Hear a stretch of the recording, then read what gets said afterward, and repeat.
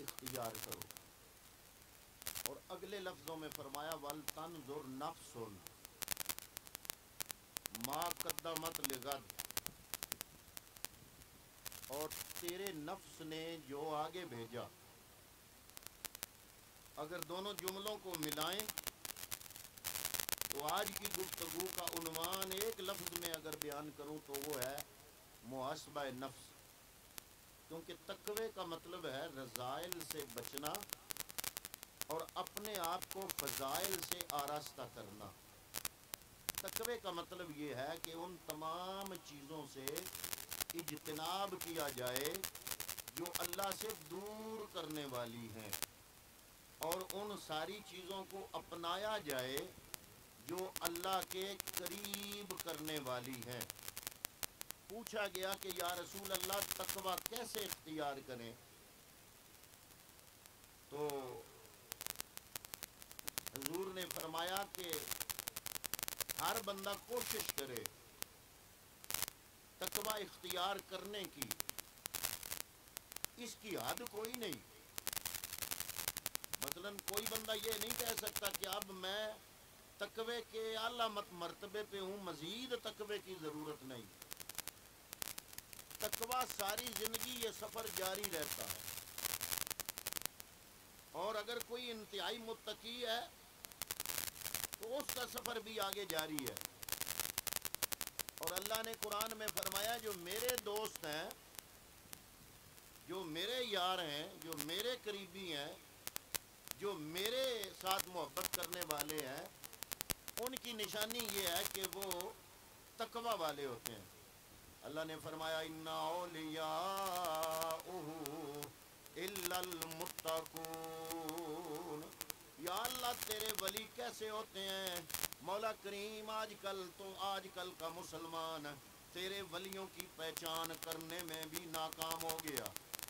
آج ہم جیسے مسلمان اللہ کے ولیوں کی پہچان کرنے میں بھی ناکام ہو گئے. جس بندے نے بھی دین کے ساتھ فراڈ کیا ہوا ہے وہ کہتے ہیں نویں فقیری دوپاری دھواں لگایا ہوا ہے. ہم لوگ اس کے بھی آگے پیچھے ہو رہے ہیں، ہم اس کے بھی مددگار بن رہے ہیں. یا الہ العالمین، ہم سارے مسلمان ہاتھ جوڑ کے تجھ سے سوال کرتے ہیں تیرے ولیوں کی پہچان کیا ہے؟ تو اللہ نے فرمایا ان اولیاء الا المتقون. جو اللہ کے ولی ہوتے ہیں وہ متقی لوگ ہوتے ہیں. پتہ چلا اللہ کے ولی وہ نہیں ہو سکتے جو بے نمازی ہوں، اللہ کے ولی وہ نہیں ہو سکتے جو بے روزے ہوں، اللہ کے ولی وہ نہیں ہو سکتے جو فرائض کو چھوڑنے والے ہوں، اللہ کے ولی وہ نہیں ہو سکتے جو حرام کا ارتکاب کرنے والے ہوں. جو بندہ اللہ رب العالمین کے عائد کردہ فرائض ان کے لیے اپنے آپ کو ہر دم تیار کرنے کی کوشش کرتا ہے اور ادا کرتا ہے، اور رب نے جن کاموں سے منع کیا ان کاموں سے اپنے آپ کو بچاتا ہے، اجتناب کرتا ہے. حضرات محترم اللہ تعالیٰ کا اعلان ہے کہ وہ میرے راستے پر گامزن ہوتا ہے. فرمایا ان اولیاء الا المتقون ولکن اکثرهم لا یعلمون. لیکن اکثر لوگ اس چیز کو نہیں جانتے. سورہ الانفال کی آیت نمبر 34 ہے. آگے سورہ طلاق کی آیت نمبر 2 اور 3 ہے. فرمایا من یتق اللہ یجعل لہ، وہ بندہ جو تقوی اختیار کرتا ہے، اللہ تعالیٰ سے ڈرتا ہے اور اپنے آپ کو تقوی سے مزین کرتا ہے، اپنے نفس کا محاسبہ کرتا ہے، اپنے آپ کو تقوی کے راستے پہ چلاتا ہے. من یتق اللہ یجعل لہ مخرجا. اللہ رب العالمین فرماتا ہے تقوی اختیار کرنے والے کے لیے صرف یہ نہیں کہ ثواب ملتا ہے، صرف یہ نہیں کہ قیامت کو جنت ملے گی، صرف یہ نہیں کہ آخرت آسان ہوگی، صرف یہ نہیں کہ اگلا حساب آسان ہوگا. اللہ فرماتا ہے جو تقوی اختیار کرتا ہے میں رب اعلان کر رہا ہوں یجعل لہ مخرجا، اللہ رب العالمین دنیا میں بھی اس کو مشکلات سے نکلنے کا راستہ بتا دیتا ہے وَيَرْزُقُهُ مِنْ حَيْثُ لَا يَحْتَسِبُ، اور اللہ فرماتا ہے تقوی اختیار کرنے والے کو صرف جنت نہیں دیتا، صرف آخرت نہیں دیتا، صرف آخرت کا حساب آسان نہیں کرتا، بلکہ میں رب کا اعلان ہے کہ میں دنیا میں بھی تقوی اختیار کرنے والوں کو وہاں سے رزق دیتا ہوں جہاں سے اس بندے کو گمان بھی نہیں ہوتا۔ یہ سوال پیدا ہو جاتا ہے، مولوی جی ایسی دنیا کی زندگی گزارنی ہے ہم نے، ہمارے ذمے فرائض ہیں، گھر کے اخراجات ہیں، آپ کہتے ہو تقوی اختیار کرو، ہم خرچہ کیسے کریں گے جب تقوی اختیار کر لیا؟ یہ دونوں چیزیں جناب ایک دوسرے کی ضد نہیں ہے۔ اللہ فرماتا ہے تقوی اختیار کرنا تیرا کام ہے، رزق کے دروازے کھولنا میرا کام ہے۔ گویا جو بندہ تقوی اختیار کرتا ہے، اپنے نفس کا محاسبہ کرتا ہے، اللہ کے راستے پہ چلنے کی کوشش کرتا ہے، صرف آخرت آسان نہیں ہوتی، یہ دنیا کی زندگی بھی آسان ہو جاتی ہے۔ میرے رب العالمین نے قرآن مجید میں فرمایا وَأَمَّا مَنْ خَافَ مَقَامَ رَبِّهِ وَنَهَى النَّفْسَ عَنِ الْهَوَىٰ، وہ بندہ جو رب کی بارگاہ میں قیامت کے دن کھڑے ہونے سے ڈر گیا، وَنَهَى النَّفْسَ عَنِ الْهَوَىٰ، خواہش نفس کے ساتھ سے اپنے نفس کو اس نے روک لیا، یعنی انسان کے نفس کی خواہشات اس کو اپنی طرف متوجہ کرتی ہیں، لذات دنیا اپنی طرف متوجہ کرتی ہیں، نفس کی لذت اس کو اپنی طرف متوجہ کرتی ہے، یہ گناہ کر لو بڑی لذت ملے گی، فلاں گناہ کر لو بڑی لذت ملے گی، کیوں؟ اس لیے کہ یہ جو انسان کا نفس ہے، انسان کا نفس انسان سے گناہ صرف لذت کے لیے کراتا ہے۔ اگر بندے کو لذت نہ ملے، نفس کو لذت نہ ملے، انسان کبھی بھی رب کی نافرمانی نہ کرے۔ اللہ رب العالمین کے پیارے حبیب فرماتے ہیں کہ شیطان بندہ مومن کے لیے غلط راستہ مزین کر دیتا ہے، آراستہ کر دیتا ہے، اس میں لذت پیدا کر دیتا ہے۔ ایک شیطان لذت پیدا کرتا ہے، ایک انسان کے نفس کو گناہ کرنے میں لذت ملتی ہے۔ فرمایا وہ بندہ جو دنیا کی اس نفس کی لذت کے مقابلے میں آ گیا اور اس کے سامنے کھڑا ہو گیا، اس لذت کو روک لیا، فرمایا جنت ہی المأویٰ، سیدھا سیدھا اعلان ہے کہ کل قیامت کے دن اس کا ٹھکانہ جنت ہوگا۔ نبی کریم صلی اللہ علیہ وآلہ وسلم آپ اپنے صحابہ کو محاسبہ نفس کی تربیت دیا کرتے ہیں۔ حضرت عمر فاروق رضی اللہ تعالیٰ عنہ آپ کا ارشاد ہے، فرماتے ہیں حاسبوا انفسکم، اپنے نفسوں کا محاسبہ کرو قبل ان تحاسبوا، اس سے پہلے کہ کوئی اور حساب لے، رب حساب لے، دنیا والا کوئی حساب لے، تم اپنے آپ کا اپنے آپ کو حساب کے کٹہرے میں خود کھڑا کیا کرو۔ وَتَزَيَّنُوا لِلْعَرْضِ الْأَكْبَرِ وَإِنَّمَا يَخِفُّ الْحِسَابُ يَوْمَ الْقِيَامَةِ عَلَىٰ مَنْ خَاسَبَ نَفْسَهُ فِي الدُّنْيَا۔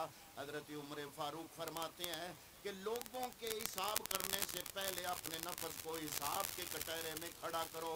وَتَزَيَّنُوا لِلْعَرْضِ الْأَكْبَرِ، اور اس اکبر رب العالمین کی بارگاہ میں پیش ہونے کے لیے اس کو مزین کرو۔ وَإِنَّمَا يَخِفُّ الْحِسَابُ یوم القیامت علی من خاسب نفسہ فی الدنیا، وہ بندہ جو دنیا میں اپنے نفس کا محاسبہ کرتا ہے، اللہ رب العالمین کل قیامت کے دن اس کا حساب آسان فرما دے گا۔ اللہ رب العالمین نے حضرت داؤد علیہ السلام کو وہی فرمائی، اللہ کے نبی ہیں، رب کے بڑے پیارے ہیں، اور یہ وہ بندے ہیں جن کو حضرت آدم علیہ السلام نے جب اللہ کی بارگاہ میں عرض کی کہ یا اللہ مجھے میری اولاد دکھا، اللہ نے فرمایا اپنے دونوں ہاتھ سامنے کرو۔ جب دونوں ہاتھ سامنے کیے، قیامت تک آنے والی ساری روحیں حضرت آدم علیہ السلام کو نظر آنی شروع ہو گئی۔ اپنے ہاتھوں کی تلیوں میں حضرت آدم کی ساری اولاد چل پھر رہی ہے، نظر آ رہی ہے۔ جو نیک ہیں وہ دائیں ہاتھ میں نظر آ رہے ہیں، جو دوسرے ہیں وہ بائیں ہاتھ میں نظر آ رہے ہیں۔ حضرت آدم علیہ السلام دیکھتے چلے جا رہے ہیں، دیکھتے دیکھتے آپ نے حضرت داؤد علیہ السلام کو دیکھا کہ ان کے ماتھے پہ ان کی عمر لکھی ہوئی ہے 60 سال۔ عرض کیا یا اللہ یہ نوجوان کون سا ہے؟ بڑا خوبصورت بانگ کا چھبیلا نوجوان۔ رب نے فرمایا یہ تیری اولاد میں سے پیغمبر ہوگا، اس کا نام داؤد ہے۔ عرض کیا یا اللہ اس کی عمر بڑی تھوڑی ہے، آپ اندازہ لگاؤ ابھی حضرت داؤد نے دنیا میں آنا ہے۔ حضرت آدم علیہ السلام رب کی بارگاہ میں عرض کر رہے ہیں یا اللہ اس کی عمر بڑی تھوڑی ہے۔ پتہ چلا وہ کچھ علوم ایسے ہیں جو رب انبیاء کو دیتا ہے، عام بندے کو نہیں پتہ چلتا۔ پتہ چلا علم عام بندے کا، امتی کا اور نبی کا علم برابر کبھی بھی نہیں ہو سکتے۔ ابھی حضرت داؤد نے دنیا میں آنا ہے، لیکن حضرت آدم علیہ السلام عرض کر رہے ہیں کہ اے میرے مالکا اس کی عمر بڑی تھوڑی ہے۔ فرمایا اس کی لوح محفوظ میں 60 سال ہی عمر ہے۔ عرض کیا یا اللہ میری عمر کتنی ہے؟ فرمایا تیری عمر 1000 سال۔ عرض کیا یا الہ العالمین 1000 سال بڑی ہے، میری عمر میں سے 40 سال میں حضرت داؤد کو دیتا ہوں۔ فرمایا چلو اس کے 100 سال ہو گئے۔ جب 960 سال حضرت آدم گزار چکے، اسرائیل علیہ السلام آ گئے۔ اے آدم اللہ نے بھیجا ہے، اجازت دو روح قبض کرنی ہے۔ فرمایا جا چلا جا، میری ابھی 60 سال باقی ہے۔ عرض کیا جناب یاد کرو آپ نے 40 سال حضرت داؤد علیہ السلام کو دے دیے تھے، وہی 40 سال آپ کی باقی ہے۔ آپ نے فرمایا جا اللہ سے کہہ دے کہ اگر تیرے خزانوں میں کوئی کمی ہے تو میری عمر کاٹ کے اس کو دے دے۔ اللہ رب العالمین اپنی شان کے مطابق تبسم فرمایا، فرمایا ٹھیک ہے اسرائیل آ جاؤ، آدم بھی 1000 پورے کر لے، داؤد کی بھی 100 سال ہی ہوگی۔ مطلب بیان کرنے کا یہ ہے کہ حضرت داؤد علیہ السلام بڑے خوبصورت، کہ حضرت آدم علیہ السلام نے اپنے ہاتھ میں چلتے چلتے انبیاء ان کی روحیں چل رہی ہیں۔ پہلے دن حضرت آدم علیہ السلام نے جب ہاتھ نکالا دیکھا انبیاء کو دیکھ رہے ہیں، حضرت داؤد پہ نظر پڑی تو تعریف کرنے لگے، اتنے پیارے پیغمبر حضرت داؤد علیہ السلام۔ اللہ نے ان کی طرف وہی فرمائی یا داؤد، اے داؤد آد نفسا کا فَإِنَّ وُدِّي بِعَدَاوَتِهَا، اپنے نفس سے عداوت کر لے، اپنے نفس سے دشمنی کر لے، کیونکہ میں رب کی محبت تیرے نفس کی دشمنی میں موجود ہے۔ یعنی کوئی بندہ اپنے نفس سے جتنی دشمنی کرے گا اتنی رب کی محبت میں آگے بڑھتا چلا جائے گا۔ لیکن یہ نہ سمجھنا جیسے آج کچھ لوگ یہ سمجھتے ہیں کہ جن کاموں کو اللہ کے محبوب کی شریعت نے ہمارے لیے حلال کر دیا ہے ان کو اپنے اوپر ان کی پابندی لگانا یہ نفس کی مخالفت نہیں ہے، یہ بلکہ شریعت کی مخالفت ہے۔ اور اس کے خلاف گئے ہیں صحابہ کرام، تابعین تبع تابعین، علماء امت۔ فرماتے ہیں حلال کاموں میں نفس کی مخالفت نہ کرو، حرام کاموں میں نفس کی مخالفت کرو، رب کی فرما برداری میں نفس کی مخالفت نہ کرو، رب کی نافرمانی میں اپنے نفس کی مخالفت کرو۔ حضرت امام حسن رضی اللہ تعالیٰ عنہ آپ فرماتے ہیں مومن اپنے نفس کا حاکم ہے، وہ اللہ تعالیٰ کی خاطر اپنے نفس کا محاسبہ کرتا ہے۔ وہ قوم بڑی مشکل میں ہوگی جو اپنا محاسبہ کیے بغیر دنیا سے رخصت ہو گئی۔ حضرت ذوالنون مصری ایک بہت بڑے ولی کامل ہوئے، آپ فرماتے ہیں اشد الحجاب رؤیت النفس و تدبیرها، سب سے بڑا حجاب انسان کے لیے اس کا نفس ہے۔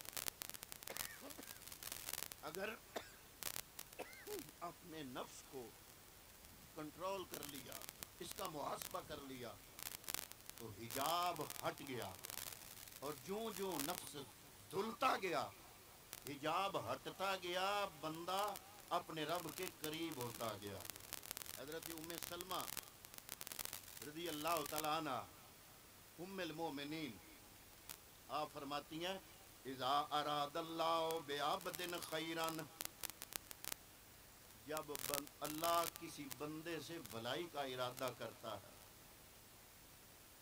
یعنی رب ارادہ کر لے میں نے اس بندے سے بھلائی کرنی ہے، اچھائی کرنی ہے، تو حضرت ام سلمہ فرماتی ہیں اذا اراد اللہ بعبد خیرا، جب اللہ رب العالمین کسی بندے سے بھلائی کا ارادہ کر لیتا تو کرتا کیا ہے؟ فرمایا جعل لہ واعظا من قلبہ، اللہ تعالیٰ اس کے دل میں ایک واعظ پیدا فرما دیتا ہے۔ کیا مطلب؟ اس کی ضمیر کو مولوی بنا دیتا ہے، واعظ کہتے ہیں واعظ کرنے والا، اس کا ضمیر اپنا ہوتا ہے، لیکن اس کا ضمیر اس بندے کے لیے کیا کام کرتا ہے؟ اس کے لیے واعظ بن جاتا ہے۔ اللہ رب العالمین جس بندے سے بلائی کا ارادہ کرے اس کا ضمیر اس کو ملامت کرتا چلا جاتا ہے۔ پتہ چلا اگر بندے سے گناہ سرزد ہو جائے، ضمیر ملامت کرے تو سمجھو رب کی طرف سے کرم نوازی ہے۔ اور اگر جس بندے کا گناہ کرتے کرتے اپنا ضمیر بھی ملامت کرنا چھوڑ دے، اس بندے کی بربادی شروع۔ گناہ تو انسان کی فطرت اور سرشت میں ہے، بچنے کا حکم ضرور ہے، لیکن پھر بھی بندے سے ہو جاتا ہے۔ لیکن گناہ کرنے کے بعد ضمیر پہ بوجھ بن جائے، ضمیر واعظ بن جائے، ضمیر بندے کو کچوکے لگانا شروع کر دے، تو سمجھو کہ ایمان کی رتی دل میں ابھی ہے۔